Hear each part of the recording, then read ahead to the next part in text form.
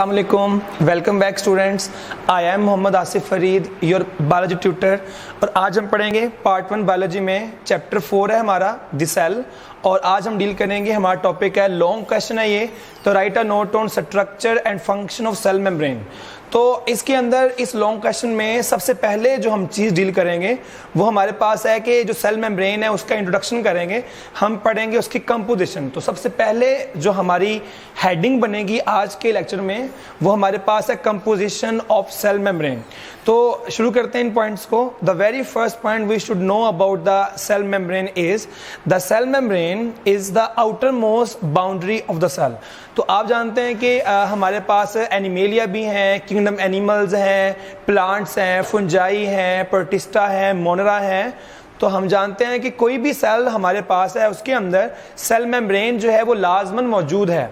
तो हम क्या बोलेंगे, हम बोलेंगे कि जो सेल मेम्ब्रेन है वो आउटर मोस्ट बाउंड्री है ऑफ द सेल।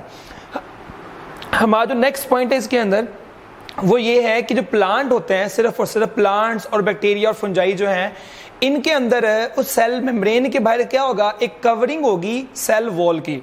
तो मैं कहना ये चाह रहा हूँ, प्लांट को निकाल के जो बाकी एनिमल्स हैं उनके अंदर जो आउटर मोस्ट बाउंड्री है वो सेल मेम्ब्रेन है, लेकिन प्लांट के अंदर वो जो सेल मेम्ब्रेन है वो कवर्ड होगी बाय द सेल वॉल। अब हमारा जो नेक्स्ट पॉइंट हमारे जहन में आना चाहिए वो ये है कि जो सेल मेम्ब्रेन है उसके अंदर उसका बिल्डिंग मटेरियल क्या है, सेल मेम्ब्रेन की कंपोजिशन क्या है। तो मैंने यहाँ लिखा है कि सेल मेम्ब्रेन के अंदर लिपिड जो है वो 20 to 40% है। तो लिपिड्स के अंदर जो है वो आपके पास 20 to 40% लिपिड्स हैं सेल मेम्ब्रेन में, और 60 to 80% जो है वो प्रोटीन है सेल मेम्ब्रेन में।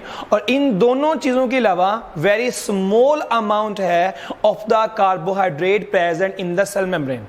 तो इस पैराग्राफ में हमने क्या सीखा, इसके अंदर हमने सीखा कि जो सेल मेम्ब्रेन है वो आउटर मोस्ट बाउंड्री है सेल की। फिर हमने सीखा कि प्लांट के अंदर जो इसके अंदर एक एडिशनल लेयर है जो कवर करती है सेल मेम्ब्रेन को, दैट इज सेल वॉल। और लास्ट पे हमने सीखा कि उसके अंदर लिपिड्स हैं, प्रोटीन्स हैं, and very very small amount है कार्बोहाइड्रेट की जो कि मौजूद है इन द सेल मेम्ब्रेन। इसके बाद जो हम चीज़ पढ़ेंगे उसमें हम ये देखेंगे कि जो सेल मेम्ब्रेन है उसके अंदर लिपिड्स और प्रोटीन अरेंज कैसे हैं। ठीक है, तो हमारे जहन में ये चीज़ आती है कि हमें ये समझ लग गई कि जो सेल मेम्ब्रेन है उसमें लिपिड्स और प्रोटीन्स हैं। तो जो हमारा नेक्स्ट पॉइंट है जिस पे हमें फोकस करना चाहिए वो ये होना चाहिए कि जो आपके पास सेल मेम्ब्रेन है उसमें ये चीज़ें ऑर्गेनाइज कैसे हैं, यानी कि organisation of the cell membrane. तो चलते हैं हमारे नेक्स्ट पार्ट की तरफ। तो जो हमारा नेक्स्ट पार्ट है वो हमारे पास है structural organisation of the cell membrane, यानी कि सेल मेम्ब्रेन में लिपिड्स और प्रोटीन अरेंज कैसे हैं। तो पहले हम डायग्राम को देखेंगे। तो जो आपको डायग्राम दिख रही है, यहाँ आपको दिख रहे हैं लिपिड की 2 लेयर ड्रॉ की हैं मैंने, ये फास्फोलिपिड हैं। तो चैप्टर 2 हम पढ़ चुके हैं, तो आपके जहन में आ रहा होगा कि ये फास्फोलिपिड की एक लेयर है, ये फास्फोलिपिड की सेकंड लेयर है। तो मिला के आप इसको बोल देंगे लिपिड बायलेयर। तो ये जो लिपिड बायलेयर है, आपको दिख रहा है कि लिपिड बायलेयर के ऊपर भी प्रोटीन है, रेड कलर में रेड मार्कर से मैंने शो किया है, और नीचे भी प्रोटीन है। तो ये जो स्ट्रक्चर है इसको हम बोलते हैं यूनिट मेम्ब्रेन मॉडल। तो आपका शॉर्ट क्वेश्चन है कि आप ड्रॉ भी करेंगे और आप एक्सप्लेन भी करेंगे किसको, यूनिट मेम्ब्रेन मॉडल को।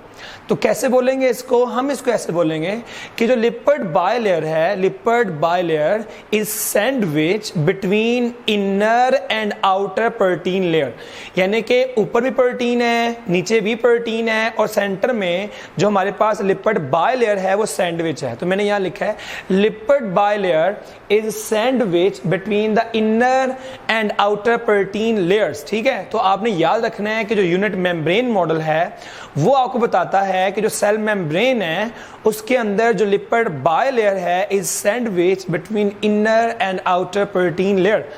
और याद रखिएगा कि ऐसा ही जो स्ट्रक्चर है वो होगा ऑल द सेलुलर ऑर्गेनल्स के अंदर, यानी कि जो माइटोकॉन्ड्रिया की मेम्ब्रेन है उसके अंदर भी ऐसा है, जो ईआर की मेम्ब्रेन है, जो गोल्जी अपैरेटस की मेम्ब्रेन है, जिनकी भी मेम्ब्रेन है उसके अंदर जो है वो मटेरियल जो है वो ऐसे ही अरेंज होगा। तो ये हम क्या पढ़ रहे हैं, ये हम पढ़ रहे हैं structural organisation of the cell membrane.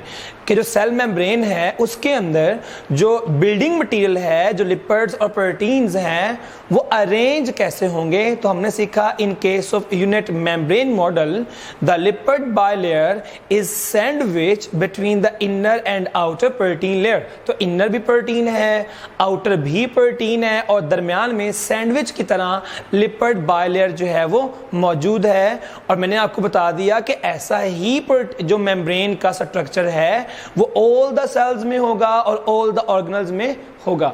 हमारा नेक्स्ट जो यहाँ पार्ट है नीचे वो आपको दिख रहा है फ्लूइड मोज़ेक मॉडल। तो मैंने यहाँ लिखा है ए आपके पास यूनिट मेम्ब्रेन था, बी हमारे पास फ्लूइड मोज़ेक मॉडल है। तो आप याद रखिएगा we have two models explaining the structure of the cell membrane. तो हमारे पास दो मॉडल्स हैं about the structure of cell membrane. तो हम सेकंड पढ़ेंगे, इसको बोलते हैं फ्लूइड मोज़ेक मॉडल। अगर आप डायग्राम में जाएं तो डायग्राम में आपको दिख रहा है कि वही जैसे मैंने ऊपर ड्रॉ किया था, लिपिड की दो लेयर्स हैं, जैसे आपके पास ऊपर लिपिड की दो लेयर्स थी।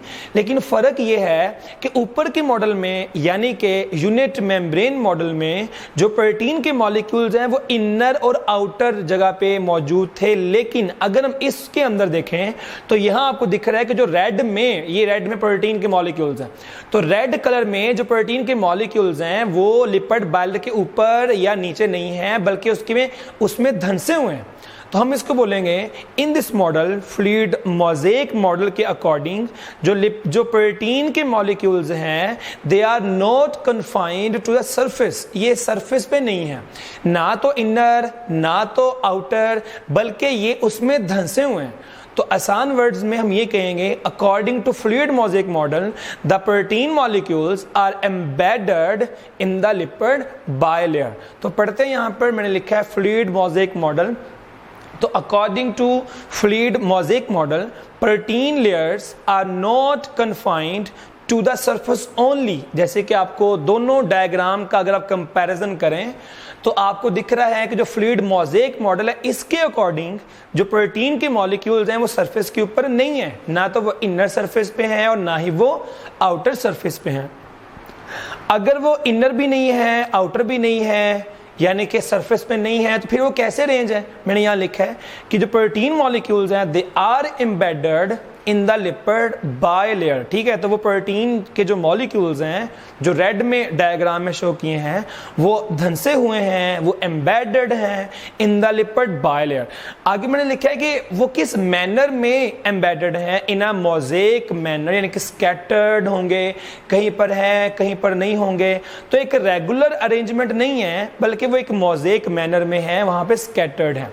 तो ये हमने दो मॉडल्स पढ़े हैं, दोनों ही आपके शॉर्ट क्वेश्चन है और बोर्ड के अंदर आप एक्सप्लेन भी करेंगे, आप साथ ड्रॉ भी करेंगे। वैसे ये लॉन्ग क्वेश्चन का पार्ट है।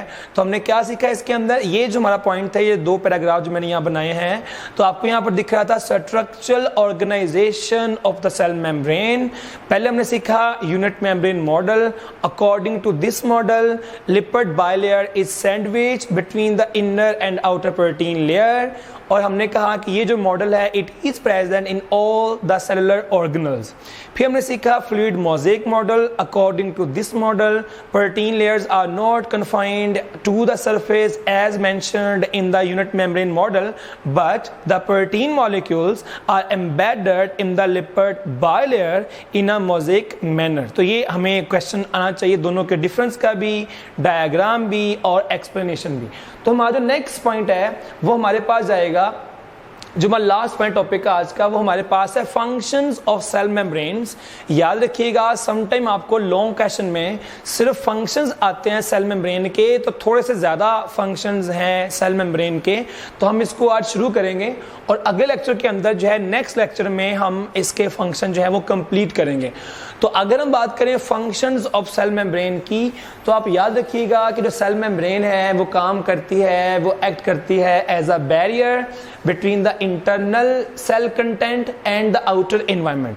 तो मैंने सबसे फर्स्ट पॉइंट पे यहाँ लिखा हुआ है कि जो सेल मेम्ब्रेन है it acts as a barrier between the internal and external environment. ठीक है, तो आप जानते हैं कि कोई भी चीज़ जो बाहर है, ग्लूकोज बाहर है, लिपिड्स बाहर हैं, जो आपके ब्लड से आपके सेल्स की तरफ आएंगे, तो वो जो सारा सामान है उस सारे को अलाउड नहीं है कि वो सेल के अंदर एंटर हो।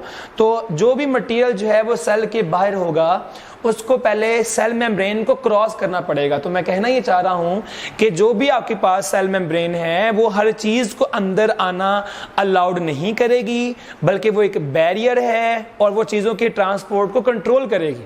तो इन सिंपल वर्ड्स जो सेल मेम्ब्रेन है ये एक्ट करती है as a barrier between the internal and external environment. और मैंने आपसे कहा कि हर चीज को अलाउड नहीं है अंदर आना, तो क्या करेगी ये जो सेल मेम्ब्रेन है वो अलाउ करेगी ओनली सिलेक्टिव सब्सटेंसेस टू पास। तो वो बहुत सिलेक्टिव चीज़ों को अंदर आने देगी। उसमें क्या शामिल है? स्मॉल मॉलिक्यूल जो ग्लूकोज वगैरह हैं, या न्यूट्रल मॉलिक्यूल्स जिस पे कोई चार्ज ना हो या वो साइज में छोटे हों। फिर वो गैसेस को अलाउ करेगी जैसे कि ऑक्सीजन है, CO2 है। तो जो भी हमारी बॉडी के अंदर रेस्पिरेटरी गैसेस हैं उनको भी अलाउड है। तो अगर हम सारी बातों को मिलाएं तो हम ये कह सकते हैं कि छोटे molecule, small molecule, gas molecules, neutral molecule, तो ये वो मॉलिक्यूल्स हैं जिनको अलाउड है कि वो सेल मेम्ब्रेन को क्रॉस कर पाएंगे। तो इन सारी बहस से हम ये बात कह सकते हैं कि जो आपके पास सेल मेम्ब्रेन है वो बड़े बड़े मॉलिक्यूल्स को अलाउ नहीं करेगी अंदर जाने के लिए, और ओनली सिलेक्टिव या स्मॉल मॉलिक्यूल्स को वो अलाउ करती है सेल में अंदर आने के लिए। तो क्योंकि जो सेल मेम्ब्रेन है वो सिलेक्टिव चीज़ों को अंदर आने देगी, इसलिए जो सेल मेम्ब्रेन है is also called as selectively permeable membrane. ठीक है, तो सिलेक्ट करके चीज़ों को अलाउ करेगी अंदर आना, या इसी को हम बोलते हैं डिफरेंशियली परमिएबल मेम्ब्रेन। ठीक है, तो ये हमारे पास हमने शुरू किया था फंक्शन ऑफ सेल मेम्ब्रेन। तो हमने सीखा कि ये काम करती है as a barrier between the internal content and the outer environment, और ये सिलेक्ट करेगी सिलेक्टिव चीज़ों को अंदर आना जो है वो अलाउड है, और इसीलिए आप सेल मेम्ब्रेन को बोलते हैं कि ये सिलेक्टिवली या ये डिफरेंशियली परमिएबल मेम्ब्रेन है। तो आज के लेक्चर में हमने क्या शुरू किया? आज हमारा टॉपिक था अबाउट सेल मेम्ब्रेन। तो we started with the composition of cell membrane. हमने सीखा it is the outer most boundary of the cell. In case of plants additional layer यानी कि cell wall is present outside the cell membrane. If we talk about the composition of cell membrane, the cell membrane consists of 20 to 40% lipids with 60 to 80% proteins, and there is small amount of carbohydrate present in the cell membrane. The next point was about the structural organization of the cell membrane. The very first model presenting the lipid and protein structure in the cell membrane is the unit membrane model. According to this model, lipid bilayer is sandwiched between the inner and outer protein layer, and this model is present in all the cellular organelles. The next point was about the fluid mosaic model. Fluid mosaic model presents the protein layers are not confined to the surface only, but protein molecules are embedded in the lipid bilayer in a mosaic manner. और आप जानते हैं कि mosaic manner से मुराद है scattered form में। और फिर हमने लास्ट पे सीखा about the function of cell membrane। तो हमने डिटेल में यहाँ पर बात की है कि इसके अंदर इसका मतलब है कि ये काम करती है as a barrier between the both environments, और ये अलाउ करेगी only selective substances को to pass through the cell membrane, क्योंकि ये सेलेक्टिव चीज़ों को ही अंदर आने देगा, मूव करने देगा, क्रॉस करने देगा। तो इसको आप बोलते हैं कि सेलेक्टिवली परमिएबल मेम्ब्रेन है, या इसी को हम बोलते हैं differentially permeable membrane. That was all about my lecture. Wish you all the best. अल्लाह हाफिज़।